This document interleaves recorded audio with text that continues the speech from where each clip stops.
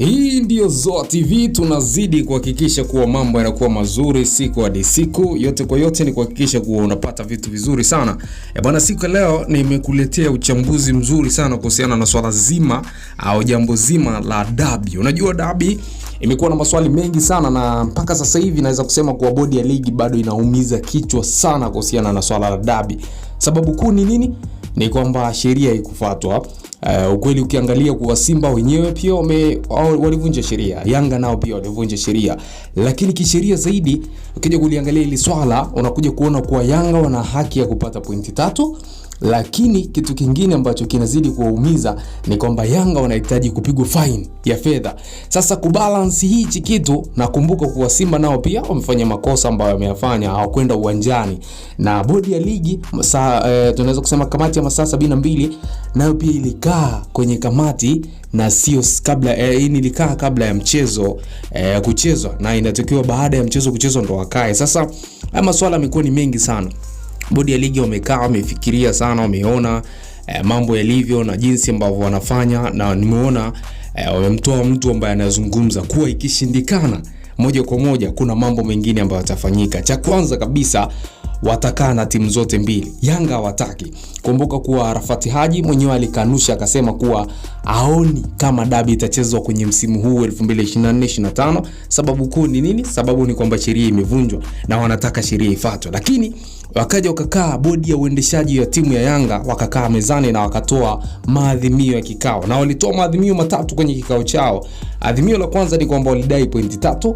Adhimio la pili ni kwamba walihitaji kamati ivunjwe, pia ilikuwa ni adhimio la 3 hilo, lakini walitaka kuona namna gani ambavyo mambo yanaweza kuwa. Lakini kamati ya bodi ya ligi kuvunjwa, tumekuja kuona wale Skaria pia, tunaweza kusema rais wa TFF pia naye amekuja akazungumza swala zima, akazungumza kwa upana wake kuwa swala hili bana haliwezekani, lakini kama mnatamani kamati hii vunjwe, na nyie pia mvunje kamati ya viongozi wenu.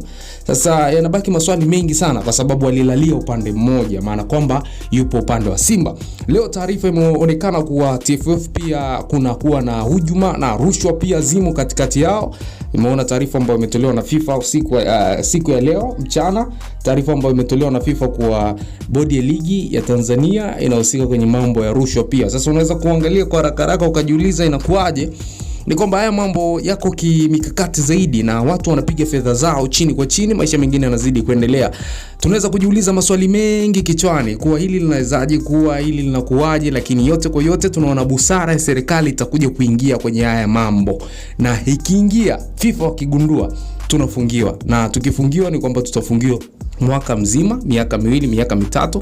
Sababu kuu ni nini? Serikali imeingilia mambo ya kimpira, na swala la mpira siku zote huwa serikali hairuhusiwi kuingilia kwa sababu ile ni chombo huru. Sasa ukija kuangalia kama jinsi ambavyo bodi ya ligi imezungumza na kusema kuwa hili swala lazima watalipeleka serikalini, na wataangalia namna gani serikali inaweza kuwasaidia, maana kwamba watakaa uongozi huku watatua hili swala.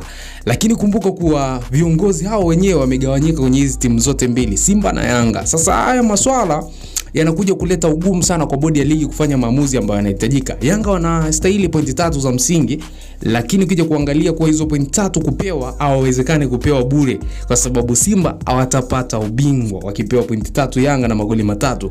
Sasa dabi itakuja kuchezwa, lakini itakuja kuchezwa pale ambapo uongozi au serikali itakapokuja kuingilia. Pale serikali ambapo itakuja kuingilia, utakuja kuona kuwa rais anaweza kuitwa akaambiwa bana suluhisha haya mambo, kwa sababu hata mashabiki pia wamesha panic, mashabiki wanazungumza too much na mambo kama hayo. Kwa hiyo rais akiitwa, akaitwa rais wa Yanga, akaitwa bosi wa Simba, mambo mengine yakazidi kuwa mengine. Kwa hiyo unaweza kuona jambo kama hilo pia linaweza kuhappen, na mambo mengine yakazidi kuwa hivyo. Kwa hiyo unaweza kuangalia kwa haraka hili swala pia liko jinsi ambavyo lipo. Kwa hiyo usibaki ukajiuliza inakuaje, na kuambia tu tulia, endelea kufuatilia msongo mzima. Tazidi kukushtua hapa ndani ya Zoa TV. Hakikisha tu unazidi kusubscribe hapo chini na kuzidi kuwa mwanafamilia wa Zoa TV. Mimi nahakikisha tu nimekula kiapo utakula habari mfululizo mpaka pale ambapo dabi itachezwa. Tahakikisha kuwa nakuletea update zote ambazo zipo katika mitandao ya kijamii na sehemu mbalimbali. Tulia hapa ndio chimbo pekee. Bwana, enjoy.